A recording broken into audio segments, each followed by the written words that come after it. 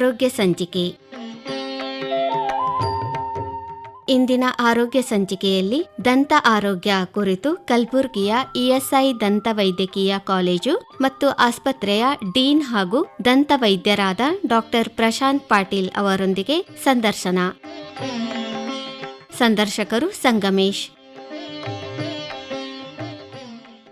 ಆತ್ಮೀಯ ಕೇಳುಗರಿಗೆಲ್ಲ ಇಂದಿನ ಆರೋಗ್ಯ ಸಂಚಿಕೆ ಕಾರ್ಯಕ್ರಮಕ್ಕೆ ಸ್ವಾಗತ. ಇಂದಿನ ಕಾರ್ಯಕ್ರಮದಲ್ಲಿ ನಾವು ದಂತ ಆರೋಗ್ಯದ ಬಗ್ಗೆ ಮಾಹಿತಿಯನ್ನ ಮಾಡಿಕೊಳ್ಳೋಣ.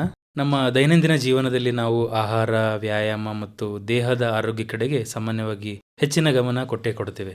ಆದರೆ ಬಹುಪಾಲು ಜನರು ಈ ದಂತ ಆರೋಗ್ಯದ ಬಗ್ಗೆ ಅಷ್ಟಾಗಿ ಗಮನ ಹರಿಸಲ್ಲ. ಹೀಗಾಗಿ ಈ ಕಾರ್ಯಕ್ರಮದಲ್ಲಿ ದಂತ ಆರೋಗ್ಯದ ಮಹತ್ವ ಏನು, ಯಾಕೆ ನಾವು ದಂತ ಆರೋಗ್ಯದ ಕಡೆಗೆ ಲಕ್ಷ್ಯ ವಹಿಸಬೇಕು ಅನ್ನೋದ್ರ ಕುರಿತಾಗಿ ತಿಳಿದುಕೊಳ್ಳೋಣ. ಈ ಎಲ್ಲ ವಿಷಯಗಳ ಬಗ್ಗೆ ಮಾತಾಡಲಿಕ್ಕೆ ನಮ್ಮ ಸ್ಟುಡಿಯೋದಲ್ಲಿ ಕಲಬುರಗಿಯ ಇಎಸ್ಐ ದಂತ ವೈದ್ಯಕೀಯ ಕಾಲೇಜ್ ಹಾಗೂ ಆಸ್ಪತ್ರೆಯ ಡೀನ್ ಆಗಿರುವಂತಹ ಡಾಕ್ಟರ್ ಪ್ರಶಾಂತ್ ಪಾಟೀಲ್ ಅವರಿದ್ದಾರೆ. ಸರ್, ನಿಮಗೆ ನಮ್ಮೆಲ್ಲ ಕೇಳುಗರ ಪರವಾಗಿ ಕಾರ್ಯಕ್ರಮಕ್ಕೆ ಸ್ವಾಗತ ಹಾಗೂ ನಮಸ್ಕಾರ. ನಮಸ್ಕಾರ ಸರ್, ಆರಂಭದಲ್ಲಿ ನಾವು ಕೇಳ್ತೇವೆ, ನಮ್ಮ ದೇಹದ ಇಡೀ ಸಮಗ್ರ ಆರೋಗ್ಯಕ್ಕೆ ದಂತ ಆರೋಗ್ಯ ಅನ್ನೋದು ಒಂಥರ ಬಾಗಿಲಿದ್ದಂಗೆ, ಡೋರ್ ಇದ್ದಂಗೆ ಅಂತೀವಿ. ಹೇಳಿ ಸರ್, ಇದ್ರ ಮಹತ್ವದ ಬಗ್ಗೆ ಹೇಳಿ. ತುಂಬಾ ಚೆನ್ನಾಗಿ ಹೇಳಿದ್ರಿ. ದಂತ ಆರೋಗ್ಯ ಒಂದು ಬಾಗಿಲಲ್ಲಿ, ಒಂದು ಡೋರ್ ಅಷ್ಟೇ ಅಲ್ಲ, ದಂತ ಆರೋಗ್ಯ ಒಂದು ಮಿರರ್ ಅಂತ ಹೇಳ್ಬೋದು. ನಾವು ನಮ್ಮ ಓವರ್ ಆಲ್ ಹೆಲ್ತ್ ಎಷ್ಟು ಚೆನ್ನಾಗಿದೆ ಎಂಬುದು ನಮ್ಮ ದಂತ ಆರೋಗ್ಯ, ಬಾಯಿ ಆರೋಗ್ಯದಿಂದ ಗೊತ್ತಾಗುತ್ತೆ. So mouth is not only the door of the body but also mirror of the body ಅಂತ ಹೇಳ್ಬೋದು. ಸರ್, ಈಗ ದಂತ ಆರೋಗ್ಯ ಕಾಪಾಡ್ಕೊಳ್ಳೋದು ಅಂದ್ರೆ ಏನು ಸರ್? ಯಾವ ರೀತಿ ನಾವು ನಮ್ಮ ಈ ಡೆಂಟಲ್ ಹೆಲ್ತ್ ಅನ್ನ ಕಾಪಾಡ್ಕೋಬೇಕು? ಬೇರೆ ಬೇರೆ ವಯಸ್ಸಿನವರಿಗೆ ಇದು ಬೇರೆ ಬೇರೆ ರೀತಿ ಅನ್ವಯಿಸುತ್ತೆ ಅನ್ಸುತ್ತೆ. ಹೌದು, ತುಂಬಾ ಒಳ್ಳೆಯ ಪ್ರಶ್ನೆ ಕೇಳಿದ್ರಿ. ಒಂದು 2-3 ಗಮನಕ್ಕೆ ತಗೊಂಡ್ ಬರ್ತೀನಿ ನಾನಿಲ್ಲಿ. ಒಂದು, ದಿನನಿತ್ಯ ನಮಗೆ 2 ಸಾರಿ ನಿತ್ಯವಾಗಿ ಬ್ರಷ್ ಮಾಡಬೇಕು. ಕಂಪಲ್ಸರಿ 2 ಸಾರಿ ಬ್ರಷ್ ಮಾಡಬೇಕು. ನಾವೆಲ್ಲ ದಿನನಿತ್ಯ ಇಷ್ಟು ಬ್ಯುಸಿ ಆಗಿರ್ತೀವಿ ಅಂದ್ರೆ, ಬೆಳಗ್ಗೆ ಎದ್ದ ತಕ್ಷಣ ಏನು ಬ್ರಷ್ ಮಾಡಿ ಕೆಲ್ಸಕ್ಕೆ ಹೋಗ್ತೀವಿ ಅಥವಾ ಶಾಲೆಗೆ ಹೋಗ್ತೀವಿ, ಅದಾದ್ಮೇಲೆ ಮರ್ತು ಬಿಡ್ತೀವಿ ನಮ್ಮದಂತ ಆರೋಗ್ಯದ ಬಗ್ಗೆ. ಅದಾದ್ಮೇಲೆ ಮರ್ದಿನ ಎದ್ದಾಗಲೇ ನಾವು ಅದ್ರ ಬಗ್ಗೆ ವಿಚಾರಿಸ್ತೀವಿ, ಅಥವಾ ನಮ್ಮ ಬಾಯಿಂದ ದುರ್ವಾಸನೆ ಬಂದಾಗಷ್ಟೇ ನಮಗೆ ಬ್ರಷ್ ಮಾಡಬೇಕು ಅಥವಾ ದಂತ ಆರೋಗ್ಯದ ಬಗ್ಗೆ ವಿಚಾರಣೆ ಬರುತ್ತೆ. ಸೊ ನಾವು ಇದನ್ನ ಒಂದು ಕಂಪಲ್ಸರಿಯಾಗಿ ಒಂದು ಫ್ಯಾಮಿಲಿಯಲ್ಲಿ ನಾವು ಏನ್ ಮಾಡ್ಬೇಕಂದ್ರೆ, ದಿನನಿತ್ಯ 2 ಸಲ ಬ್ರಷ್ ಮಾಡಬೇಕು. ರಾತ್ರಿ ಬ್ರಷ್ ಮಾಡೋದು ಬೆಳಗ್ಗೆ ಬ್ರಷ್ ಮಾಡೋದಕ್ಕಿಂತ ತುಂಬಾ ಮುಖ್ಯವಾಗಿರುತ್ತೆ. ಯಾಕಂದ್ರೆ ನಾವು ರಾತ್ರಿ ಮಲಗಿದ್ದಾಗ ನಮ್ಮ ಬಾಯಿಯಲ್ಲಿ ಏನು ಚಟುವಟಿಕೆ ನಡೀತಾ ಇರಲ್ಲ, ಮಾತಾಡೋದಿಲ್ಲ, ಊಟ ಮಾಡೋದಿಲ್ಲ, ನುಂಗುವುದಿಲ್ಲ, ಉಗುಳುವುದಿಲ್ಲ. ಹೀಗಾಗಿ ಆ ಟೈಮಲ್ಲಿ ದಂತಕ್ಷಯ ಜಾಸ್ತಿ ಆಗುತ್ತೆ. So that is a very precious time. So ನೀವು ರಾತ್ರಿ ಮಲ್ಗೋಕ್ಕಿಂತ ಮುಂಚೆ ಏನ್ ಬ್ರಷ್ ಮಾಡ್ತಿರೋ ಅದು ಬಹಳ ಮುಖ್ಯವಾದದ್ದು. ಸರಿ, ರಾತ್ರಿ ಆಹಾರ ಸೇವನೆ ಮತ್ತು ರಾತ್ರಿ ಹಲ್ಲುಜ್ಜೋದಕ್ಕೂ ಎಷ್ಟು ಗ್ಯಾಪ್ ಇರಬೇಕು? ಆಹಾರ ಸೇವನೆ ಅಂದ್ರೆ, ನೀವು ಸುಮಾರಾಗಿ 9 ಗಂಟೆಗೆ ಮಲಗ್ತಿದ್ರಿ ಅಂದ್ರೆ ನೀವು 8:30 ಗಂಟೆಗೆ ಊಟ ನಿಮ್ದು ಮುಗಿಯುತ್ತೆ. ಸೊ ಮಲ್ಗೋಕ್ಕಿಂತ ಮುಂಚೆ, ಜಸ್ಟ್ ಬಿಫೋರ್ ದ ಬೆಡ್ ಅಂತೀವಿ, ಮಲ್ಗೋಕ್ಕಿಂತ ಮುಂಚೆ ನೀವು ಯಾವಾಗ ಮಲ್ಕೊಳ್ಳಿ, 10 ಗಂಟೆಗೆ ಮಲ್ಕೊಳ್ಳಿ, 9 ಗಂಟೆಗೆ ಮಲ್ಕೊಳ್ಳಿ, ಮಲ್ಗೋಕ್ಕಿಂತ ಮುಂಚೆ ಬ್ರಷ್ ಮಾಡಿ ಮಲಗೋದು ಒಳ್ಳೆಯ ಒಂದು ಅಭ್ಯಾಸ. ಸರ್, ಈಗ ಸಾಮಾನ್ಯವಾಗಿ ನಾವು ಚಿಕ್ಕ ಮಕ್ಕಳಲ್ಲಿ ಈ ದಂತ ಆರೋಗ್ಯದ ಬಗ್ಗೆ ಮಾತಾಡೋದಾದ್ರೆ, ಇತ್ತೀಚೆಗೆ ಬೇರೆ ಬೇರೆ ಫುಡ್ ಕಲ್ಚರ್ ಬಂದಿರೋದ್ರಿಂದ, ಫಾಸ್ಟ್ ಫುಡ್ ಕಲ್ಚರ್ ಬಂದಿರೋದ್ರಿಂದ ಮಕ್ಕಳಲ್ಲಿ ನಾವು ದಂತ ಆರೋಗ್ಯದ ಕಾಳಜಿ ಯಾವ ರೀತಿ ವಹಿಸ್ಬೇಕು ಸರ್ ಪೋಷಕರು? ಚೇಂಜಿಂಗ್ ಫುಡ್ ಹ್ಯಾಬಿಟ್ಸ್ ಅಂತೀವಿ ನಾವು. ಈಗ ನೋಡ್ತಾ ಇದ್ದೀವಿ, ಮುಂಚೆ ಜಾಸ್ತಿ ನಾವು ಮಿಲೆಟ್ಸ್ ಅಥವಾ ಮನೆ ಆಹಾರ ಜಾಸ್ತಿ ನಾವು ಸೇವನೆ ಮಾಡ್ತಿದ್ವಿ. ಇತ್ತೀಚೆಗೆ ಇದು ಒಂದು ಟ್ರೆಂಡ್ ಬಂದ್ಬಿಟ್ಟಿದೆ ಅನ್ಬೋದು. ಫಾಸ್ಟ್ ಫುಡ್ ಅನ್ರಿ ಅಥವಾ ಹೊರಗಡೆ ತಿನ್ನೋದೇನಿದೆ, ಅದ ಅಭ್ಯಾಸದಿಂದ ಫುಡ್ ಏನಿದೆ ಬಹಳ ಪ್ರೊಸೆಸ್ ಆಗಿ ಬಂದಿದೆ. ಅದಕ್ಕೆ ನಾವು ಚೀವಿಂಗ್ ಫೋರ್ಸ್ ಇರುವುದಿಲ್ಲ, ನಾವು ಮೆಲಿಯೋದಿಲ್ಲ, ಊಟ ನುಂಗ್ಬಿಡ್ತೀವಿ ಅಷ್ಟೇ ಬಾಯಲ್ಲಿ ಇಟ್ಕೊಂಡು. ಅಲ್ಲಿಗೆ ಕೆಲಸ ಕಮ್ಮಿ ಆಗಿದೆ ಒಂದು. ಇನ್ನೊಂದು, ಆಹಾರದಲ್ಲಿ ಸಕ್ಕರೆ ಮಾತ್ರೆ ಜಾಸ್ತಿ, ಹಾಗೆ ಜಿಗಿಟು ಇರುವ ಆಹಾರ ಹಂತದನ್ನು ನಾವು ಸೇವನೆ ಮಾಡೋದ್ರಿಂದ ಹಲ್ಲಿನ ಕ್ಷಯ ಆಗ್ಲಿ, ಒಸಡಿ ರೋಗ ಆಗ್ಲಿ ಬೇಗನೆ ಆಗುತ್ತೆ. ಸೊ ಈ ತರದ ಆಹಾರವನ್ನು ಮಕ್ಕಳಿಗೆ, ಎಸ್ಪೆಷಲಿ ಚಾಕ್ಲೇಟು, ಜಿಗಿಯಾಗಿರುವಂತ ಆಹಾರ ಇದೆಲ್ಲ ಅವಾಯ್ಡ್ ಮಾಡಬೇಕು. ಹಾಗೇನಾದ್ರೂ ಕೊಡೋ ಪರಿಸ್ಥಿತಿ ಬಂದ್ರೆ ಅದು ತಿಂದಾದ್ಮೇಲೆ ಬಾಯಿ ಮುಕ್ಕಳಿಸೋದು ಅಥವಾ ಬ್ರಷ್ ಮಾಡಿಸೋದ್ರಿಂದ ಕ್ಷಯ ಆಗೋದು ಕಡಿಮೆ. ಸರಿ, ಮಕ್ಕಳಲ್ಲಿ ಮೊದಲಿಗೆ ಬರುವಂತದನ್ನ ನಾವು ಹಲ್ಲು ಅಂತೀವಿ, ನಂತರ ಅವೆಲ್ಲ ಬಿದ್ದು ಹೊಸ ಹಲ್ಗಳು ಬರುತ್ತೆ. ಹೀಗಾಗಿ ಮೊದಲಿರೋ ಹಲ್ಗಳು ಎಷ್ಟೇ ಆರೋಗ್ಯ ಕೆಟ್ಟರು ಕೂಡ ಇದೇನ್ ಸಮಸ್ಯೆ ಅಲ್ಲ, ಇವು ಬಿದ್ದು ಬೇರೆ ಹಲ್ಲು ಬರುತ್ತೆ ಅಂತ ಪೋಷಕರಲ್ಲಿ ಒಂದು ಸಾಮಾನ್ಯವಾದ ಅರಿವಿರುತ್ತೆ. ಇದು ಎಷ್ಟು ಕರೆಕ್ಟ್ ಸರ್? ಅದು ತಪ್ಪು. ಯಾಕೆ ತಪ್ಪಂದ್ರೆ, ನಮ್ಮ ಶಾಶ್ವತ ಹಲ್ಲು, ಪರ್ಮನೆಂಟ್ ಹಲ್ಲು ಎಷ್ಟು ಮುಖ್ಯ ಇದೆನೋ ಅಷ್ಟೇ ಹಾಲಲ್ಲೂ ಕೂಡ ಮುಖ್ಯ. ನೀವು ಹಾಲಲ್ಲನ್ನ ಸರಿಯಾಗಿ ಕಾಪಾಡಲಿಲ್ಲ, ಬೇಗನೆ ಬಿದ್ದು ಹೋದು ಹಾಲಲ್ಲು ಅಂದ್ರೆ, ಬರುವ ಹಲ್ಲು ಅದರ ಸ್ಥಳದಲ್ಲಿ ಕರೆಕ್ಟ್ ಆಗಿ ಸ್ಥಳದಲ್ಲಿ ಬರುವುದಿಲ್ಲ. ಹೀಗಾಗಿ ನಿಮ್ಮ ಹಲ್ಲು ಅಸಾಮಾನ್ಯವಾಗುತ್ತೆ. ಆಮೇಲೆ ಬರೋ ಹಲ್ಲು ಬೇಗ ಬಂದ್ರೆ ಅದರಿಂದ ಒಂದ್ರ ಮೇಲೆ ಹಲ್ಲು ಒಂದ್ ಬರುತ್ತೆ. ಹೀಗಾಗಿ ತುಂಬಾ ತೊಂದರೆಗಳು ಉಂಟಾಗುತ್ತೆ. ಯಾವೆಲ್ಲ ಲಕ್ಷಣಗಳಿದ್ದಾಗ ಅವರು ವೈದ್ಯರನ್ನ ಕಾಂಟ್ಯಾಕ್ಟ್ ಮಾಡ್ಬೇಕು ಸರ್ ಚಿಕ್ಕ ಮಕ್ಕಳಲ್ಲಿ? ಹಾಲಲ್ಲಿ ನೋಡಿ, ನಾವು ಹುಟ್ಟಿದಾಗ ಇಂದ 6-7 ವರ್ಷವರೆಗೆ ಹಾಲಲ್ಲಿ ಇದ್ದೇ ಇರುತ್ತೆ ಬಾಯಿನಲ್ಲಿ. ಆಮೇಲೆ ಹಾಲಲ್ಲಿ ಏನಿದೆ ಅದು ಚಿಕ್ಕದಿರುತ್ತೆ, ನಮ್ದು ಬಾಯಿ ದೊಡ್ಡದಿರುತ್ತೆ. ಅದು ಯಾಕೆ ಸ್ಪೇಸ್ ಅಂದ್ರೆ ಜಾಗ ಜಾಸ್ತಿ ಕೊಟ್ಟಿರ್ತಾರೆ ನೇಚರಲ್ ಅಂದ್ರೆ, ಬರುವ ಪರ್ಮನೆಂಟ್ ಹಲ್ಲು, ಶಾಶ್ವತ ಹಲ್ಲು ಸ್ವಲ್ಪ ದೊಡ್ಡ ಇರುತ್ತೆ. ಅದಕ್ಕೆ ಅದು ಸ್ಥಳ ಬೇಕು, ಜಾಗ ಬೇಕಂತ ಅದು ಸ್ವಲ್ಪ ಜಾಸ್ತಿ ನಮಗೆ ಸ್ಪೇಸಿಂಗ್ ಅನ್ಸುತ್ತೆ. ಬಟ್ ಬ್ರಷಿಂಗ್ ಏನಿದೆ, ಹಲ್ಲು ಬಂದ ತಕ್ಷಣ ಬ್ರಷಿಂಗ್ ಸ್ಟಾರ್ಟ್ ಮಾಡಬೇಕು. ಈ ಪೇರೆಂಟ್ಸ್ ಅಲ್ಲಿ ನಾನು ಏನ್ ಕಳಕಳಿಯಿಂದ ಬೇಡ್ಕೊಳ್ತೀನಿ ಅಂದ್ರೆ, ನೀವು ಯಾವಾಗ ಹಲ್ಲು ಬಂದಿರುತ್ತೆ ಬಾಯ್ದಲ್ಲಿ, ಆ ದಿವಸದಿಂದ ನೀವು ಟೂತ್ ಬ್ರಷಿಂಗ್ ಸ್ಟಾರ್ಟ್ ಮಾಡಿಸ್ಬೇಕು. ಆಮೇಲೆ ಯಾವಾಗ ನಿಮಗೆ ಹಾಲಲ್ಲಿ ಏನಾದ್ರೂ ಒಂದು ಸ್ಟೇನು ಅಥವಾ ಕ್ಷಯ ಕಾಣಿಸಿದ್ರೆ, ಡಿಕೆ ಕಾಣಿಸಿದ್ರೆ ದಂತ ವೈದ್ಯರ ಹತ್ರ ಹೋಗಿ ತೋರಿಸ್ಬೇಕು. ಎಸ್ಪೆಷಲಿ ಪೀಡಿಯಾಟ್ರಿಕ್ ಡೆಂಟಿಸ್ಟ್ ಅಂತೀವಿ ನಾವು, ಚಿಕ್ಕ ಮಕ್ಕಳ ದಂತ ವೈದ್ಯರು, ಅವ್ರ ಹತ್ರ ಕನ್ಸಲ್ಟ್ ಮಾಡೋದು ಒಳ್ಳೇದು. ಸರ್, ಸಾಮಾನ್ಯವಾಗಿ ನಾವು ಈ ಕ್ಯಾವಿಟೀಸ್ ಅಂತ ಕೇಳ್ತೀವಿ. ಈ ಕ್ಯಾವಿಟೀಸ್ ಅಂದ್ರೆ ಏನ್ ಸರ್? ಇದು ಯಾವ ಕಾರಣಕ್ಕಾಗಿ ಉಂಟಾಗುತ್ತೆ ಮತ್ತೆ ಯಾವ ರೀತಿ ತಡೆಗಟ್ಟಬೇಕು ಸರ್? ಕ್ಯಾವಿಟೀಸ್ ಅಂದ್ರೆ ನೋಡಿ, ಟೂತ್ ಡಿಕೆ ಅಂದ್ರೆ ಹಲ್ಲು ಏನಿದೆ ಕೊಳೆಯುತ್ತೆ. ಹಲ್ಲು ನಮ್ದು ಬೋನ್ ಎನಾಮಲ್ ಏನಿದೆ, ಹಲ್ಲಿನ ಎಲ್ಲಕ್ಕಿಂತ ಮೇಲೆ ಭಾಗ ಎನಾಮಲ್ ಅಂತೀವಿ, ಅದು ಮಿನರಲೈಸ್ಡ್ ಇರುತ್ತೆ. ಅದು ನಮ್ಮ ಬೋನ್ಗಿಂತ ಎಲುಬುಕ್ಕಿಂತ ಜಾಸ್ತಿ ಹಾರ್ಡ್ ಆಗಿರೋದು ಅದು ಎನಾಮಲ್. ಸೊ ಆ ಎನಾಮಲ್ ಮೇಲೆ, ಹಲ್ಲಿನ ಮೇಲೆ ಯಾವ್ದಾದ್ರು ಸ್ಟಿಕ್ಕಿ ಫುಡ್, ಶುಗರು ಇಂಥದ್ದೆಲ್ಲ ಹತ್ಕೊಂಡು ಕೂತ್ರೆ, ಅದು ಬಹಳ ಸಮಯದಲ್ಲಿ ಹಂಗೆ ಹತ್ಕೊಂಡು ಕೂತ್ರೆ ಅಲ್ಲಿ ಬ್ಯಾಕ್ಟೀರಿಯಾಸ್ ಗ್ರೋತ್ ಆಗ್ಬಿಟ್ಟು ಅಲ್ಲಿ ಕ್ಷಯ ಸ್ಟಾರ್ಟ್ ಆಗುತ್ತೆ ಅಥವಾ ಟೂತ್ ಡಿಕೆ ಸ್ಟಾರ್ಟ್ ಆಗುತ್ತೆ. ಅದು ಫಸ್ಟ್ ಲಕ್ಷಣ ಏನಂದ್ರೆ ಟೂತ್ ಡಿಕೆದು, ಅಲ್ಲಿ ನಿಮಗೆ ಕಪ್ಪು ಒಂದು ಕಲಿ ತರ ಕಾಣಿಸುತ್ತೆ ಹಲ್ಲಿನ ಮೇಲೆ. ಅದು ಕಂಡ ತಕ್ಷಣ ನಾವು ದಂತ ವೈದ್ಯರ ಹತ್ರ ಹೋಗಿ ಸಲಹೆ ಪಡೆದ್ರೆ ಅದು ಸ್ಮಾಲ್ ಟ್ರೀಟ್ಮೆಂಟ್ ಆಗುತ್ತೆ. ನೀವು ಅದು ಡೀಪ್ ಆಗಿ ದೊಡ್ಡದಾಗಿ ಪೇನ್ ಆದಾಗ ಹೋದಾಗ ಅದು ಟ್ರೀಟ್ಮೆಂಟ್ ದೊಡ್ಡದಾಗುತ್ತೆ. ಇದು ಕ್ಯಾವಿಟಿ ಬಗ್ಗೆ ಹೇಳಿದ್ರೆ ಸರ್. ಇನ್ನು ಸೆನ್ಸಿಟಿವಿಟಿ ಬಗ್ಗೆ ಹೇಳೋದಾದ್ರೆ, ಹಲ್ಲಿನ ಸಂವೇದನೆ, ಕೆಲವೊಬ್ಬರಿಗೆ ತುಂಬಾ ಬಿಸಿ ಕಾಫಿ ಕುಡಿದ್ರೆ, ಟೀ ಕುಡಿದ್ರೆ ಅಥವಾ ಕೋಲ್ಡ್ ಪದಾರ್ಥಗಳನ್ನು ಕನ್ಸ್ಯೂಮ್ ಮಾಡಿದ್ರೆ ಸೆನ್ಸೇಷನ್ ಆಗುತ್ತೆ. ಇದು ಯಾವ ಕಾರಣಕ್ಕಾಗುತ್ತೆ ಸರ್? ಹಲ್ಲಿನ ಸೆನ್ಸಿಟಿವಿಟಿ ಅಂದ್ರೆ ನಾನು ಅದೇ ಈಗಾಗಲೇ ಹೇಳಿದ್ನಲ್ಲ, ಎನಾಮಲ್ ಅಂತ ಇರುತ್ತೆ ಹಲ್ಲಿನ ಮೇಲೆ. ಯಾವಾಗ ಎನಾಮಲ್ ಅದು ಸರಿದು ಹೋಗುತ್ತೆ ಅಥವಾ ಅದು ಎನಾಮಲ್ ಅಟ್ರಿಷನ್ ಅಂತೀವಿ ನಾವು, ಎನಾಮಲ್ ಅಬ್ರೇಷನ್ ಅಂತೀವಿ, ಅದು ಸುಮಾರು ಕಾರಣದಿಂದ ಆಗುತ್ತೆ. ನಮಗೆ ಜಾಸ್ತಿ ಚೀವಿಂಗ್ ಹ್ಯಾಬಿಟ್, ನೀವು ಗುಟ್ಕಾ ತಿನ್ನೋದಿರ್ಲಿ, ಬೇರೆ ಏನಾದ್ರೂ ಪದಾರ್ಥ ಜಾಸ್ತಿ ತಿನ್ನೋದ್ರಿಂದನೂ ಎನಾಮಲ್ ಸವಿಯುತ್ತಾ ಹೋಗುತ್ತೆ. ಅದೇ ರೀತಿ ನಾವು ಒಂದು ಹ್ಯಾಬಿಟ್ ಅಂತೀವಿ, ಬ್ರಕ್ಸಿಸಮ್ ಅಂತ ಹೇಳಿ. ಸ್ವಲ್ಪ ಮಕ್ಕಳಿಗೆ ರಾತ್ರಿ ಮಲಗಿದ್ದಾಗ ಹಲ್ಲು ಕಡಿಯುವ ಒಂದು ಅಭ್ಯಾಸವಾಗಿರುತ್ತೆ, ಅದಕ್ಕೆ ಬ್ರಕ್ಸಿಸಮ್ ಅಂತೀವಿ. ಅದರಿಂದ ಕೂಡ ನಮಗೆ ಸೆನ್ಸಿಟಿವಿಟಿ ಆಗುತ್ತೆ.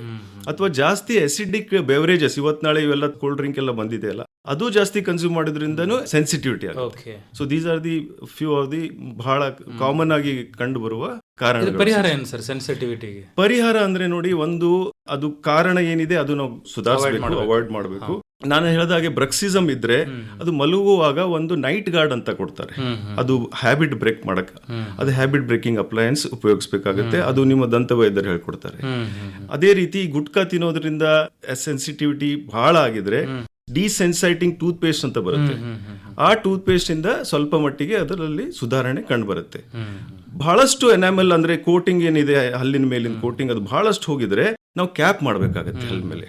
So that is a permanent solution. Okay sir. Sir, ಈಗ ಸಾಮಾನ್ಯವಾಗಿ ವಕ್ರದಂತ ಅಂತ ನಾವು ಕೇಳಿರ್ತೀವಿ, ಅಂದ್ರೆ ಯಾವ್ಯಾವ ಶೇಪದಲ್ಲಿ ಹಲ್ಲುಗಳು ಬಂದಿರುತ್ತೆ, ಅದಕ್ಕೇನು ಟ್ರೀಟ್ಮೆಂಟ್ ಇದೆ ಸರ್? ಅದು ಯಾವ ಸಂದರ್ಭದಲ್ಲಿ ಪಾಲಕರು ಅಥವಾ ಪೋಷಕರು ಆ ಟ್ರೀಟ್ಮೆಂಟ್ಗೆ ಹೋಗ್ಬೇಕು? ಇದು ವಕ್ರದಂತ ಚಿಕ್ಕವರಲ್ಲಿ ಅಥವಾ ದೊಡ್ಡವರಲ್ಲೇ ಅಂತಲ್ಲ, ಯಾವ ವಯಸ್ಸಲ್ಲಿ ಕೂಡ ವಕ್ರದಂತ ಕಂಡು ಬರ್ಬೋದು. ಹಾಲಲ್ಲಿದ್ದಾಗ ಅವಾಗ ನಾವು ವಕ್ರದಂತ ಕಂಡು ಬಂದಾಗ ಕೂಡ ದಂತ ವೈದ್ಯರಿಗೆ ಕನ್ಸಲ್ಟ್ ಮಾಡಬೇಕು. ಹೌದಾ? ಹೌದು. ಯಾಕಂದ್ರೆ ಆವಾಗ ನಾವು ಇಂಟರ್ವೆನ್ಷನ್ ಅಂದ್ರೆ ಆ ಟೈಮ್ ನಲ್ಲಿ ನಾವು ಏನಾದ್ರೂ ಇಂಟರ್ವೆನ್ಷನ್ ತಗೊಂಡ್ರೆ ಬರೋ ಹಲ್ಲು ಕರೆಕ್ಟ್ ಜಾಗದಲ್ಲಿ ಬರುತ್ತೆ. ನಾನು ಅವಾಗ್ಲೇ ಹೇಳಿದೆ ಹಾಲಲ್ಲಿ ಎಷ್ಟು ಇಂಪಾರ್ಟೆಂಟ್. ಒಂದು ಹಾಲಲ್ಲಿ ಬಿದ್ದೋಗಿದೆ, ಬೇಗನೆ ಬಿದ್ದೋಗಿದೆ ಅಂದ್ರೆ ಆ ಬಿದ್ದೋಗಿದ್ದ ಜಾಗವನ್ನು ನಾವು ಕಾಪಾಡಬೇಕು. ಅದು ಕಾಪಾಡೋಗೋಸ್ಕರ ಸ್ಪೇಸ್ ಮೇಂಟೈನರ್ ಅಂತ ಕೊಡ್ತಾರೆ. ಅದು ಕೊಟ್ಟಾಗ ಬರೋ ಹಲ್ಲು ಅದರ ಸ್ಥಳದಲ್ಲಿ ಕರೆಕ್ಟ್ ಆಗಿ ಬರುತ್ತೆ. ಈ ಟ್ರೀಟ್ಮೆಂಟ್ ಏನಿದೆ ಚಿಕ್ಕ ಮಕ್ಕಳಿಂದ ಅಡಲ್ಟ್ಸ್ ವರೆಗೂ ಕೂಡ ಮಾಡಬಹುದು. ಅಂದ್ರೆ ಯಾವಾಗ ನಮ್ಮ ಹಲ್ಲಿನಲ್ಲಿ ಸ್ಪೇಸಿಂಗ್ ಕಂಡು ಬರುತ್ತೆ ಅಥವಾ ಅಸಮಾನತೆ ಕಂಡು ಬರುತ್ತೆ ಅಥವಾ ಚೀವಿಂಗ್ ಅಂದ್ರೆ ಬೈಟ್ ಮಾಡುವಾಗ ಏನ್ ಪ್ರಾಬ್ಲಮ್ ಇರುತ್ತೆ, ಇದನ್ನೆಲ್ಲ ನಾವು ಸರಿಪಡಿಸಬಹುದು. ಇದಕ್ಕೆ ಇದೇ ಏಜು ಇಷ್ಟೇ ಏಜ್ ಅಂತ ಏನಿಲ್ಲ, ಯಾವಾಗ ನಿಮಗೆ ಕಂಡು ಬರುತ್ತೆ ಆಮೇಲೆ ಬೇಗನೆ ಅದನ್ನ ನಾವು ಸರಿಪಡಿಸಿದ್ರೆ ಒಳ್ಳೇದು ಔಟ್ಕಮ್ ಬರುತ್ತೆ. ಅದೇ ರೀತಿಯಾಗಿ ವಕ್ರದಂತ ಎರಡು ಕಾರಣಲ್ಲಿರುತ್ತೆ. ಒಂದು ಹಲ್ಲಿನ ಸಮಸ್ಯೆದಲ್ಲೂ ಕೂಡ ಇರ್ಬೋದು ಅಥವಾ ನಮ್ಮ ದೌಡೆ ಅದ್ರ ಸಮಸ್ಯೆ ಕೂಡ ಇರ್ಬೋದು. ಸೊ ದೌಡೆ ಸಮಸ್ಯೆ ಇದ್ದಾಗ ನಾವು ಒಂದು ಅಪ್ಲಯನ್ಸ್ ಅಂತ ಕೊಡ್ತೀವಿ ಅದು ಸರಿಪಡಿಸಕ್ಕೆ, ಅಥವಾ ಸರ್ಜಿಕಲ್ ಟ್ರೀಟ್ಮೆಂಟ್ ಮಾಡಬೇಕಾಗುತ್ತೆ. ಬರೀ ಹಲ್ಲಿನ ಸಮಸ್ಯೆ ಇದ್ದಾಗ ಕ್ಲಿಪ್ಪಿಂಗ್ ಅಂತ ಅಂತೀವಿ ಅಥವಾ ಆರ್ಥೋಡಾಂಟಿಕ್ ಟ್ರೀಟ್ಮೆಂಟ್ ಅಂತೀವಿ, ಅದರಿಂದ ಈ ಸಮಸ್ಯೆಯನ್ನು ಸರಿಪಡಿಸಬಹುದು.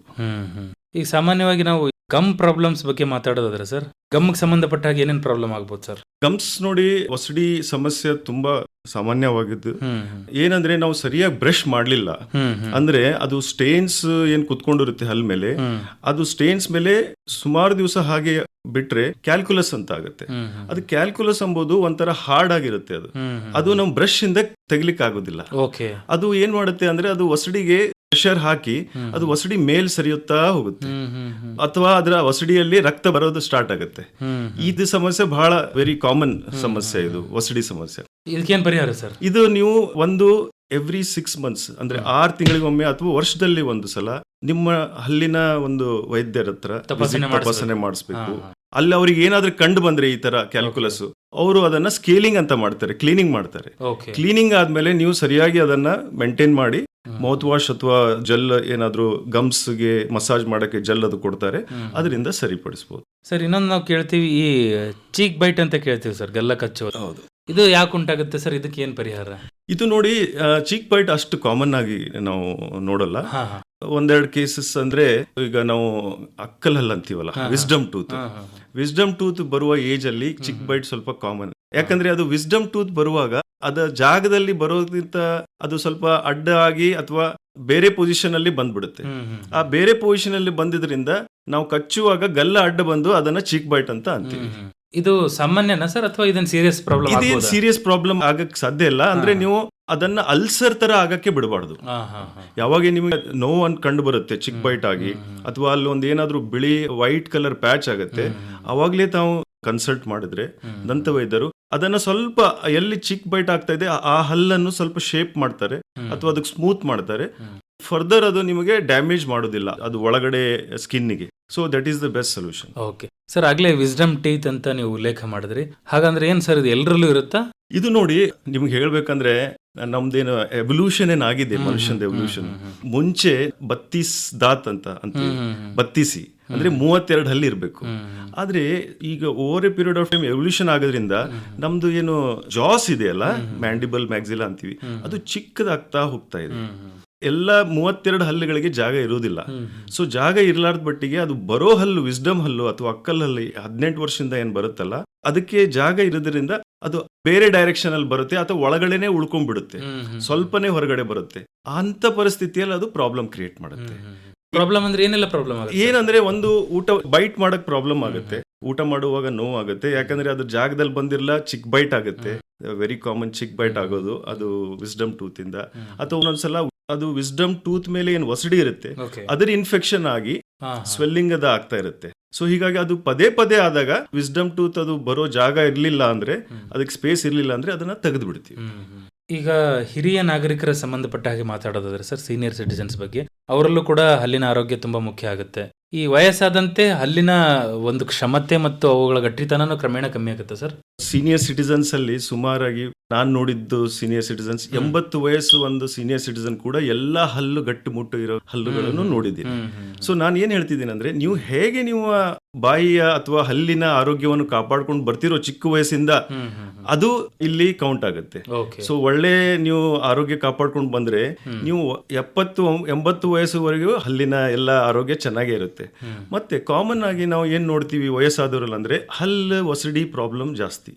ಹಲ್ಲು ಕ್ಷಯಕ್ಕಿಂತ ಒಸಡಿ ಪ್ರಾಬ್ಲಮ್ ಆಗಿ ಹಲ್ಲು ಏನದೆ ಅದ್ರ ಸಪೋರ್ಟಿಂಗ್ ಏನ್ ಬೋನ್ ಇರುತ್ತಲ್ಲ, ಎಲುಬಿರುತ್ತೆ, ಅದು ಕರ್ಗೋಗಿರುತ್ತೆ, ಕರಿಗೆ ಹಲ್ಲೆಲ್ಲ ಲೂಸ್ ಆಗಿರುತ್ತೆ. ಸೊ ಅಂತ ಪ್ರಾಬ್ಲಮ್ ಬಂದಾಗ ಹಲ್ ತೆಗೆದ್ಬಿಟ್ಟು ನಾವು ಅವರಿಗೆ ಪ್ರಾಸ್ಥೆಸಿಸ್ ಅಂತ ಕೊಡ್ತೀವಿ. ಅಂದ್ರೆ ಹಲ್ಲಿನ ಜಾಗ ಆರ್ಟಿಫಿಷಿಯಲ್ ಹಲ್ಲಲ್ಲಿ 2 ತರ ಬರುತ್ತೆ. ಒಂದು ರಿಮೂವೇಬಲ್ ಅಂತೀವಿ, ತೆಗೆದು ಹಾಕೋದು, ಒಂದು ಫಿಕ್ಸ್ಡ್ ಬ್ರಿಡ್ಜ್ ಅಂತ ಅಂತೀವಿ.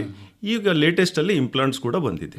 ಸೊ ಈ ತರ ಇದರಿಂದ ನಾವು ಅವರ ಹಲ್ಲಿನ ಸಮಸ್ಯೆ ನಾವು ಸರಿಪಡಿಸಬಹುದು. ಈ ಕೆಲವೊಬ್ಬರಲ್ಲಿ ನಾವು ಹಲ್ ಕ್ಲಿಪ್ ಹಾಕೋದನ್ನ ನೋಡಿರ್ತೀವಿ ಸರ್. ಹೌದು, ಅದು ಯಾವ ಕಾರಣಕ್ಕಾಗಿ ಹಾಕೋತಾರೆ, ಅದಕ್ಕೆ ಏನ್ ರೀಸನ್? ಅದೇ ನೀವು ಈಗಾಗಲೇ ಹೇಳಿದ್ರಲ್ಲ, ಅಸಮಾನತೆ ಹಲ್ಲು ಅಥವಾ ವಕ್ರದಂತ ಇದ್ದಾಗ ಹಲ್ಲಿನ ಸಮಸ್ಯೆ ಏನಂದ್ರೆ, ಸ್ಪೇಸಿಂಗ್ ಇದೆ, ಹಲ್ಲು ಮಧ್ಯದಲ್ಲಿ ಜಾಸ್ತಿ ಸ್ಪೇಸಸ್ ಇದೆ, ಅಥವಾ ಹಲ್ಲು ಒಂದ್ರ ಹಿಂದೆ ಒಂದು ಬಂದಿದೆ, ಒಂದ್ ಮುಂದೆ ಒಂದು ಹಿಂದೆ ಬಂದಿದೆ, ಅಥವಾ ತುಂಬಾನೇ ಮುಂದ್ಗಡೆ ಹಲ್ಲಿದೆ, ಅಥವಾ ಚೀವಿಂಗ್ ಅಲ್ಲಿ ಪ್ರಾಬ್ಲಮ್ ಇದೆ. ಇಂಥ ಒಂದು ಪರಿಸ್ಥಿತಿಯಲ್ಲಿ ಇದು ಆರ್ಥೋಡಾಂಟಿಕ್ ಅಥವಾ ಕ್ಲಿಪ್ ಟ್ರೀಟ್ಮೆಂಟ್ ಮಾಡ್ತಾರೆ, ಬ್ರೇಸಸ್ ಟ್ರೀಟ್ಮೆಂಟ್ ಮಾಡ್ತಾರೆ. ಅದರಲ್ಲಿ ಬ್ರೇಸಸ್ ಹಾಕ್ಬಿಟ್ಟು ಹಲ್ಲಿನ ಮೇಲೆ ಬ್ರಾಕೆಟ್ಸ್ ಅದು ಕ್ಲಿಪ್ ಹಾಕಿ ಅದು ಸರಿಪಡಿಸ್ತಾರೆ, ಅದು ಅಲೈನ್ಮೆಂಟ್ ಮಾಡ್ಕೊಂಡ್ಬಿಡ್ತಾರೆ.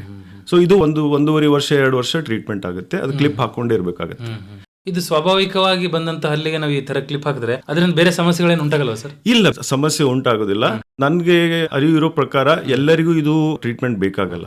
ಈಗಾಗ್ಲೇ ಹೇಳಿದಾಗೆ ಯಾರಿಗೆ ಹಲ್ಲಿನ ವಕ್ರದಂತ ಪ್ರಾಬ್ಲಮ್ ಇದೆ ಅಥವಾ ಸ್ಪೇಸಿಂಗ್ ಪ್ರಾಬ್ಲಮ್ ಇದೆ, ಕ್ರೌಡಿಂಗ್ ಪ್ರಾಬ್ಲಮ್ ಇದೆ, ಅಕ್ಲೂಷನ್ ಪ್ರಾಬ್ಲಮ್ ಇದೆ, ಅಂತದ ಸಮಸ್ಯೆ ಇದ್ದಾಗ ಅಷ್ಟೇ ನಾವು ಕ್ಲಿಪ್ಪಿಂಗ್ ಅಥವಾ ಆರ್ಥೋಡಾಂಟಿಕ್ ಟ್ರೀಟ್ಮೆಂಟ್ ಅಡ್ವೈಸ್. ಯಾವ ಏಜ್ ಅಲ್ಲಿ ಇದು ತುಂಬಾ ಸೂಕ್ತ ಅಂತೀರಾ ಸರ್? ಅಂದ್ರೆ ಇಫ್ ಯಾರಿಗೂ ಈ ವಕ್ರದಂತ ಸಮಸ್ಯೆ ಇದೆ, ಶೇಪ್ ಅಲ್ಲಿ ಇಲ್ಲ, ಅವರೆಲ್ಲ ಯಾವ ವಯಸ್ಸಿನಲ್ಲಿ ಇದನ್ನ ಎನ್ರೋಲ್ ಮಾಡಬಹುದು ಅಂತ?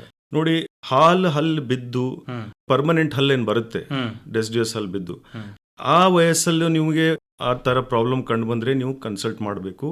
ಬಿಕಾಸ್ ನಾವು ಎಷ್ಟು ಅರ್ಲಿ ಇದನ್ನ ನಾವು ಇಂಟರ್ಸೆಪ್ಟ್ ಮಾಡ್ತೀವೋ ಅಷ್ಟು ಅದಕ್ಕೆ ಟ್ರೀಟ್ಮೆಂಟು ಕಡಿಮೆ, ಅದು ಡ್ಯೂರೇಷನ್ ಆಫ್ ಟ್ರೀಟ್ಮೆಂಟು ಕಡಿಮೆ ಆಗುತ್ತೆ. ನಾವು ಬಹಳ ದಿನ ಬಿಟ್ಟ ಇದಕ್ಕೆ ಮತ್ತೆ ಟ್ರೀಟ್ಮೆಂಟ್ ಡ್ಯೂರೇಷನ್ ಏನಿದೆ ಜಾಸ್ತಿ ಆಗುತ್ತೆ, ಕಾಸ್ಟ್ ಕೂಡ ಜಾಸ್ತಿ ಆಗುತ್ತೆ. ಸೊ ಯಾವ ವಯಸ್ಸಲ್ಲೂ ನೀವು ಹೋಗಿ ಇದು ಟ್ರೀಟ್ಮೆಂಟ್ ಮಾಡಿಸ್ಕೋಬಹುದು. ಬೆಸ್ಟ್ ರಿಸಲ್ಟ್ ಸಲುವಾಗಿ ಆದಷ್ಟು ಬೇಗ ಹೋಗೋದು ಒಳ್ಳೇದು. ನಾನು ಹೇಳಿದಾಗೆ ಪರ್ಮನೆಂಟ್ ಹಲ್ಲು ಬಂದಾಗ ಕೂಡ ನೀವು ಏನಾದ್ರೂ ಸ್ಪೇಸಿಂಗ್ ಕಾಣ್ತು, ವಕ್ರದಂತ ಕಾಣ್ತು ನಿಮಗೆ, ಅಥವಾ ಏನಾದ್ರೂ ಡಿಸ್ಟರ್ಬೆನ್ಸ್ ಕಾಣ್ತು, ಒಂದ್ ಹಲ್ ಮೇಲೆ ಇನ್ನೊಂದ್ ಹಲ್ ಬಂದಿದೆ ಸರ್, ಇದಕ್ಕೆ ಏನ್ ಮಾಡ್ಬೇಕು, ಅಥವಾ ಆ ಹಲ್ಲು ಆ ಜಾಗದಲ್ಲಿ ಬಂದಿಲ್ಲ ಬೇರೆ ಜಾಗದಲ್ಲಿ ಬಂದಿದೆ, ಅಂತದೆಲ್ಲ ಪರಿಸ್ಥಿತಿಯಲ್ಲಿ ನಾವು ಇದನ್ನ ಟ್ರೀಟ್ಮೆಂಟ್ ಮಾಡಿಸಬಹುದು. ಸರ್, ಸಾಮಾನ್ಯವಾಗಿ ನೀವು ಹೇಳಿದ್ರಿ ಆರೋಗ್ಯವಾದ ಹಲ್ಲನ್ನ ನಾವು ಆಹಾರ ಅಗಿಲಿಕ್ಕೆ, ಅದು ಜೀರ್ಣಾಂಗ ಕ್ರಿಯೆಯ ಆರಂಭದ ಹಂತ ಅಲ್ವಾ, ಅದಕ್ಕೆ ಬಳಸ್ತೀವಿ ಅಂತ. ಇತ್ತೀಚೆಗೆ ಇದು ಬ್ಯೂಟಿಫಿಕೇಶನ್ ಕೂಡ ಆಗ್ತಾ ಇದೆ ಸರ್. ಒಳ್ಳೆಯ ಹಲ್ಲುಗಳು ನಮ್ಮ ಆತ್ಮವಿಶ್ವಾಸವನ್ನು ಹೆಚ್ಚಿಸುತ್ತೆ ಅಂತ ತುಂಬಾ ಜನರು ಅನ್ಕೊಂಡಿದ್ದಾರೆ. ಹೀಗಾಗಿ ಕಾಸ್ಮೆಟಿಕ್ ಡೆಂಟಿಸ್ಟ್ರಿ ಅನ್ನೋದು ತುಂಬಾ ಡೆವಲಪ್ ಆಗ್ತಿದೆ. ಅದ್ರ ಬಗ್ಗೆ ಹೇಳಿ ಸರ್ ಬ್ರೀಫ್ ಆಗಿ. ಇದು ಕಾಸ್ಮೆಟಿಕ್ ಡೆಂಟಿಸ್ಟ್ರಿ ಎಂಬುದು ಹಲ್ಲುಗಳ ಸೌಂದರ್ಯ ನೋಟವನ್ನು ಸುಧಾರಿಸುವ ದಂತವೈದ್ಯಕ್ಕೆ ಒಂದು ಸ್ಪೆಷಾಲಿಟಿ ಅನ್ನೋದು ವಿಭಾಗ.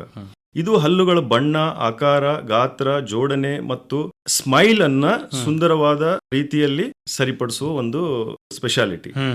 ಏನೆಲ್ಲ ಒಳಗೊಂಡಿರುತ್ತೆ ಸರ್ ಇದು? ಇದರಲ್ಲಿ ನೋಡಿ, ಒಂದು ಸ್ಮೈಲ್ ಡಿಸೈನಿಂಗ್ ಅಂತೀವಿ. ಇದರಲ್ಲಿ ನೀವು want to improve your smile, ಅಂದ್ರೆ ನನಗೆ ಇದು ಸ್ಮೈಲ್ ಸರಿ ಅನಿಸ್ತಾ ಇಲ್ಲ ಸರ್, ನನಗೆ ಇನ್ನೂ ಸ್ವಲ್ಪ ಚೆನ್ನಾಗಿ ಸ್ಮೈಲ್ ಬೇಕಂದ್ರೆ ಹಲ್ಲಿನ ಮೇಲೆ ವಿನಿಯರ್ಸ್ ಅಂತ ವಿನಿಯರ್ಸ್ ಮಾಡ್ತಾರೆ. ಅಥವಾ ನನಗೆ ಕಾಸ್ಮೆಟಿಕ್ ಅಲ್ಲಿ ಹಲ್ ಮೇಲೆ ಖಲಿ ಇರುತ್ತೆ, ಗುಟ್ಕಾ ತಿಂದಾಗ್ಲಿ ಅಥವಾ ಬೇರೆ ಕಾರಣ ಕಾಫಿ ಕುಡಿದಾಗ್ಲಿ, ಚಹಾ ಕುಡಿದಾಗ್ಲಿ ಹಲ್ ಮೇಲೆ ಖಲಿ ಇರುತ್ತೆ, ಅದು ಬ್ರಷ್ ಇಂದ ಹೋಗೋದಿಲ್ಲ. ಸೊ ಅದು ಖಲಿ ತೆಗೆಯಕ್ಕೆ ನಾವು ಟ್ರೀಟ್ಮೆಂಟ್ ಮಾಡ್ತೀವಿ, ಅದು ಕೂಡ ಕಾಸ್ಮೆಟಿಕ್ ಅಲ್ಲೇ ಬರುತ್ತೆ. ಸೊ ಸ್ಮೈಲ್ ಡಿಸೈನಿಂಗ್ ಬಂತು, ಹಲ್ಲಿನ ಖಲಿ ತೆಗೆಯೋದು ಒಂದು treatment, whitening of the teeth ಅಂತೀವಿ, ಅದು ಕೂಡ these all are cosmetic treatment. ಇದು ಒಂದ್ಸರ್ತಿ ಟ್ರೀಟ್ಮೆಂಟ್ ತಗೊಂಡ್ರೆ ಮತ್ತೆ ಲೈಫ್ ಅಲ್ಲಿ ಅದು ವಾಪಸ್ ಆ ಸಮಸ್ಯೆ ಆಗಲ್ವಾ ನಮಗೆ? ಇಲ್ಲ, ಆ ತರ ಏನಿಲ್ಲ. ನನ್ನ ಪೇಷಂಟ್ ಗುಟ್ಕಾ ತಿಂದ್ಬಿಟ್ಟು ಬಂದಿದ್ದಾರೆ, ಅವರಿಗೆ ನಾನು ಬ್ಲೀಚಿಂಗ್ ಮಾಡಿ ಹಲ್ಲಿ ವೈಟಿಂಗ್ ಮಾಡ್ತೀನಿ. ಅವ್ರು ಪದೇ ಮತ್ತೆ ಗುಟ್ಕಾ ತಿಂದ್ರೆ ಮತ್ತೆ ಇದು ಪ್ರಾಬ್ಲಮ್ ಆಗುತ್ತೆ. ಸೊ ಯಾವ ಕಾರಣದಿಂದ ಆಗಿದೆ ಅದು ನಾವು ಕಂಡ್ಕೋಬೇಕು, ಸರಿಪಡಿಸ್ಬೇಕು.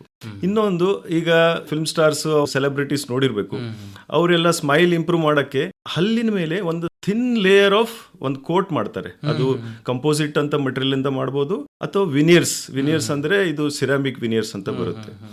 ಅದು ಕರೆಕ್ಟ್ ಶೇಪ್ ಆಗಿ ಮಾಡ್ತಾರೆ, ಎಕ್ಸಾಕ್ಟ್ಲಿ ಬುಕ್ ಅಲ್ಲಿ ಹೆಂಗಿರ್ಬೇಕು ಆ ತರ ಶೇಪ್ ಅಲ್ಲಿ ಮಾಡ್ಕೊಡ್ತಾರೆ. ಸೊ ಅದರಿಂದ ನಿಮ್ ಸ್ಮೈಲ್ ಇಂಪ್ರೂವ್ ಆಗುತ್ತೆ. ಅಂದ್ರೆ ಇವೆಲ್ಲ ಟ್ರೀಟ್ಮೆಂಟ್ ನಾವು ತಗೊಂಡಾಗ ಆಹಾರ ಸೇವನೆ ಸಂದರ್ಭದಲ್ಲಿ ಇದನ್ನೆಲ್ಲ ನಾವು ರಿಮೂವ್ ಮಾಡಬೇಕಾ? ಇಲ್ಲ, ಅದು ಪರ್ಮನೆಂಟ್ ಆಗಿ ಉಳಿಯುತ್ತೆ. ಆಹಾರ ಸೇವನೆ ಮಾಡುವಾಗ ತೆಗಿಬೇಕಂತ ಏನಿಲ್ಲ, ಅಷ್ಟೇ. ಇದು ಸ್ವಲ್ಪ ಡೆಲಿಕೇಟ್ ಇರುತ್ತೆ ವಿನಿಯರ್ಸ್ ಅಂದ್ರೆ, ಸ್ವಲ್ಪ ನಾವು ಕೇರ್ಫುಲ್ ಆಗಿ ಅದನ್ನ ಕಾಪಾಡ್ಕೋಬೇಕು. ಸರ್, ಈಗ ತುಂಬಾ ಜನರಿಗೆ ಏನಂದ್ರೆ, ನಾನು ಎಷ್ಟು ವರ್ಷ ಬದುಕಿರ್ತೀನಿ ಅಲ್ಲಿವರೆಗೂ ನನ್ನ ಹಲ್ಲು ಆರೋಗ್ಯವಾಗಿರ್ಬೇಕು ಅಂತ ಅನ್ಕೊಂತಾರೆ. ಅವರು ಯಾವೆಲ್ಲ ರೀತಿ ಆಹಾರ ಸೇವನೆ ಮಾಡೋದ್ರಿಂದ ಅವರ ಹಲ್ಲಿನ ಆರೋಗ್ಯವನ್ನು ದೀರ್ಘಕಾಲದವರೆಗೆ ಕಾಪಾಡ್ಕೋಬಹುದು ಸರ್? ಇದು ಒಂದು ಒಳ್ಳೆ ಪ್ರಶ್ನೆ ಕೇಳಿದ್ರಿ. ಇದಕ್ಕೆ ಒಂದು ಯೂನಿವರ್ಸಲ್ ಆನ್ಸರ್ ಇದೆ. ನಾನು ದಂತ ವೈದ್ಯ ಅಂತ ಹೇಳ್ತಿಲ್ಲ, ನೀವು ಯಾವ ಡಾಕ್ಟರ್ ಕೇಳಿದ್ರು ಕೂಡ ಇದೇ ಉತ್ತರ ಹೇಳ್ತಾರೆ. ಏನಂದ್ರೆ, ಆಹಾರದಲ್ಲಿ ನಾವು ಗ್ರೀನ್ ವೆಜಿಟೇಬಲ್ಸ್, ಹಣ್ಣು, ಇದೆಲ್ಲ ಜಾಸ್ತಿ ಸೇವನೆ ಮಾಡಬೇಕು. ಇದೇ ರೀತಿಯಾಗಿ ಮನೆ ಊಟ, ನಾವು ಜೋಳದ ರೊಟ್ಟಿ ಆಗ್ಲಿ, ಚಪಾತಿ ಆಗ್ಲಿ, ಪಲ್ಯ ಆಗ್ಲಿ, ಇದನ್ನ ಜಾಸ್ತಿ ಸೇವನೆ ಮಾಡಬೇಕು. ಇದು ಬಿಟ್ಟು ಮಾರ್ಕೆಟ್ ಅಲ್ಲಿ ಸಿಗುವ ಪಿಜ್ಜಾ, ಬರ್ಗರ್ ಅನ್ನೆಲ್ಲ ತಿನ್ನೋದು ಕಡಿಮೆ ಮಾಡಬೇಕು. ಚಾಕ್ಲೇಟ್, ಪೇರೆಂಟ್ಸ್ ಏನ್ ಹೇಳ್ತೀನಿ ಅಂದ್ರೆ, ಚಾಕ್ಲೇಟ್ ಮಕ್ಕಳು ತುಂಬಾ ಇಷ್ಟ, ಬಟ್ ನಾವು ಅವಾಯ್ಡ್ ಮಾಡಕ್ ಸಾಧ್ಯ ಇಲ್ಲ. ನೀವು ಯಾವಾಗಾದ್ರೂ ಒಂದೆರಡು ಚಾಕ್ಲೇಟ್ ಕೊಟ್ಟರು ಕೂಡ ಅವ್ರು ಬಾಯಿ ತೊಳಸ್ಬೇಕು ಅಥವಾ ಬ್ರಷ್ ಮಾಡಿಸ್ಬೇಕು. ಇದರಿಂದ ಹಲ್ಲಿನಲ್ಲಿ ಡಿಕೆ ಆಗೋದು ಅಥವಾ ಹುಳುಕಾಗೋದು ತುಂಬಾ ಕಡಿಮೆ. ಸೊ ಎಲ್ಲ ನಾವು ಮಾಡ್ಕೊತ ಹೋಗ್ಬೇಕು. ಆಮೇಲೆ ಫ್ಲಾಸಿಂಗ್ ಮಾಡಬೇಕು. ಹಲ್ಲು ಮಧ್ಯದಲ್ಲಿ ಯಾವಾಗ ಸ್ವಲ್ಪ ಗ್ಯಾಪ್ ಇರುತ್ತೆ, ಅಲ್ಲಿ ಏನಾದ್ರೂ ಸಿಕ್ಕೊಂಡ್ಬಿದ್ದಿರುತ್ತೆ ಊಟ ಆದ್ಮೇಲೆ, ಅದು ಹಾಗೆ ಬಿಟ್ರೆ ಒಸಿಡಿ ಪ್ರಾಬ್ಲಮ್ ಕೂಡ ಸ್ಟಾರ್ಟ್ ಆಗುತ್ತೆ. ಸೊ ಫ್ಲಾಸಿಂಗ್ ಮಾಡೋದು ಒಂದು ಒಳ್ಳೆ ಅಭ್ಯಾಸ. ರಾತ್ರಿ ಮಲಗೋಕ್ಕಿಂತ ಮುಂಚೆ ಬ್ರಷ್ ಮಾಡೋದು, ಫ್ಲಾಸಿಂಗ್ ಮಾಡೋದು, ಆಹಾರದಲ್ಲಿ ಜಾಸ್ತಿ ಹಣ್ಣು, ಹಂಪ್ಲು, ಗ್ರೀನ್ ವೆಜಿಟೇಬಲ್ಸ್ ತಿನ್ನೋದು. ನಮ್ದೇನು ನಾರ್ತ್ ಕರ್ನಾಟಕ ಫುಡ್ ಇದೆಯಲ್ಲ, ಅದು ತುಂಬಾ ಚೆನ್ನಾಗಿ ಫುಡ್. ಅದನ್ನ ಸೇವನೆ ಮಾಡೋದ್ರಲಿಂತ ನಮ್ಮ ದಂತ ಆರೋಗ್ಯ ತುಂಬಾ ಚೆನ್ನಾಗಿರುತ್ತೆ. ಸರಿ, ಹಲ್ಲು ನೋವಿಗೆ ತಲೆನೋವಿಗೆ ಏನಾದ್ರೂ ಸಂಬಂಧ ಇದೆಯಾ? ಹಲ್ಲಿನ ನೋವಿಗೆ ತಲೆನೋವಿಗೆ ಏನೂ ಸಂಬಂಧ ಇಲ್ಲ. ಅದು ಏನಂದ್ರೆ ನಾವು ಯಾವಾಗ ಹಲ್ಲು ನೋವು ಸ್ಟಾರ್ಟ್ ಆಗುತ್ತೆ, ನಾವು ಏನ್ ತಿಳ್ಕೊಬೇಕಂದ್ರೆ ಅದು ಹಲ್ಲು ನೋವು ರೇಡಿಯೇಟಿಂಗ್ ಪೇನ್ ಅಂತೀವಿ ನಾವು. ರೇಡಿಯೇಟಿಂಗ್ ಅಂದ್ರೆ ಆ ಹಲ್ಲಷ್ಟೇ ನೋವಾಗುದಿಲ್ಲ, ಅದರಿಂದ ಅದ್ರ ಸುತ್ತಮುತ್ತ ಇರೋ ಭಾಗ ಎಲ್ಲ ನೋವಾಗುತ್ತೆ. ಸೊ ಅದು ಕಿವಿಗೆ ಕೂಡ, ಕಣ್ಣಿಗೆ ಕೂಡ, ಅಥವಾ ಮೆಳಕಿಗೆ ಕೂಡ, ತಲೆಗೆ ಕೂಡ ನೋವಾದಂಗೆ ಅನ್ಸುತ್ತೆ ನಮಗೆ. ಸೊ ಅದು ಲಿಂಕ್ ಏನೂ ಇಲ್ಲ ಬ್ರೈನ್ಗೆ ಮತ್ತೆ ಹಲ್ಲಿಗೆ. ಬಟ್ ಅದು ಪೇನ್ ಏನಿದೆ ಅದು ಒಂಥರ ರೇಡಿಯೇಟಿಂಗ್ ಪೇನ್ ಇರೋದ್ರಿಂದ ನಾವೇನಂತೀವಿ ಇದು ತಲೆನೋವು ಕೂಡ ಸ್ಟಾರ್ಟ್ ಆಗಿದೆ. ಇನ್ನೊಂದು ವಿಚಾರ ಹೇಳ್ತೀನಿ ನಿಮ್ಗೆ, ಯಾವಾಗ ನಮಗೆ ಇದು ಜಾಯಿಂಟ್ ಇದೆ, ಟೆಂಪರೋಮ್ಯಾಂಡಿಬುಲರ್ ಜಾಯಿಂಟ್ ಅಂತೀವಿ, ಬಾಯಿ ತೆಗೆಯಕ್ಕೆ ಮುಚ್ಚಕ್ಕೆ ನಮಗೆ ಹೆಲ್ಪ್ ಮಾಡುತ್ತೆ. ಆ ಜಾಯಿಂಟ್ ಅಲ್ಲಿ ಏನಾದ್ರೂ ನೋವಾದಾಗ ಅದ್ರ ಸುತ್ತಮುತ್ತ ಇರುವ ಮಸಲ್ಸ್ ಸ್ಪ್ಯಾಸಮ್ ಆಗಿ ಕೂಡ ಒಂಥರ ನಮಗೆ ತಲೆನೋವು ಆದಾಗ ಅಂತ ಅನ್ಸುತ್ತೆ. ಸೊ ಇದು ಒಂದು ಕಾಮನ್ ಆಗಿ ಕಂಡುಬರುವ ತಲೆನೋವು ಮತ್ತೆ ಬಾಯಿಯ ಸಂಬಂಧ. ಸರಿ, ನಮ್ಮ ಭಾಗದಲ್ಲಿ ಸ್ವಲ್ಪ ಚಹಾ ಸೇವನೆ ಜಾಸ್ತಿನೇ ಕಂಡು ಬರುತ್ತೆ. ಹೀಗಾಗಿ ಅವರಿಗೆಲ್ಲ ಏನ್ ಸಲಹೆ ಕೊಡ್ಲಿಕ್ಕೆ ಇಷ್ಟಪಡ್ತೀರಾ ಸರ್? ಚಹಾ ಸೇವನೆ ಏನ್ ತಪ್ಪಿಲ್ಲ, ಆದ್ರೆ ಚಹಾದಲ್ಲಿ ತುಂಬಾ ಸಕ್ಕರೆ ಹಾಕಿ ಕುಡಿಯೋದು ಅದು ಒಂದು ಒಳ್ಳೆ ಅಭ್ಯಾಸ ಅಲ್ಲ. ಯಾಕಂದ್ರೆ ನೀವು ಕುಡಿದಿರೋ ಚಹಾಕ್ಕಿಂತ ಅದರಲ್ಲಿರೋ ಸಕ್ಕರೆ ಜಾಸ್ತಿ ಕಾರಣಕ್ಕೆ ಹಾನಿ ಉಂಟು ಮಾಡುತ್ತೆ. ಕೇಳುಗರೆ, ಇದಾಗಿತ್ತು ಇಂದಿನ ಆರೋಗ್ಯ ಸಂಚಿಕೆ. ಇದುವರೆಗೆ ದಂತ ಆರೋಗ್ಯದ ಗುಟ್ಟು ಅಂದ್ರೆ ಯಾವ ರೀತಿ ದಂತ ಆರೋಗ್ಯವನ್ನು ನಾವು ಕಾಪಾಡ್ಕೋಬೇಕು ಅಂತ ನಿಮಗೆ ಮಾಹಿತಿಯನ್ನು ಮಾಡಿಕೊಟ್ಟವರು ಕಲಬುರಗಿಯ ESI ದಂತ ವೈದ್ಯಕೀಯ ಕಾಲೇಜು ಮತ್ತು ಆಸ್ಪತ್ರೆಯ ಡೀನ್ ಆದಂತಹ ಡಾಕ್ಟರ್ ಪ್ರಶಾಂತ್ ಪಾಟೀಲ್ ಅವರು. ಸರ್, ನಿಮಗೆ ನಮ್ಮೆಲ್ಲ ಕೇಳುಗರ ಪರವಾಗಿ ಧನ್ಯವಾದಗಳು. ತುಂಬಾ ಧನ್ಯವಾದಗಳು. ಇದುವರೆಗೆ ಆರೋಗ್ಯ ಸಂಚಿಕೆಯಲ್ಲಿ ದಂತ ಆರೋಗ್ಯ ಕುರಿತು ಕಲಬುರ್ಗಿಯ ESI ದಂತ ವೈದ್ಯಕೀಯ ಕಾಲೇಜು ಮತ್ತು ಆಸ್ಪತ್ರೆಯ ಡೀನ್ ಹಾಗೂ ದಂತ ವೈದ್ಯರಾದ ಡಾಕ್ಟರ್ ಪ್ರಶಾಂತ್ ಪಾಟೀಲ್ ಅವರೊಂದಿಗೆ ಸಂದರ್ಶನ ಕೇಳಿದಿರಿ. ಸಂದರ್ಶಿಸಿದವರು ಸಂಗಮೇಶ್. ಸಂಕಲನ ಮಲ್ಲಮ್ಮ ಟಿ ಬುಳ್ಳ. ಇದು ಆಕಾಶವಾಣಿ ಕಲಬುರ್ಗಿ ಕೇಂದ್ರದ ಕೊಡುಗೆ.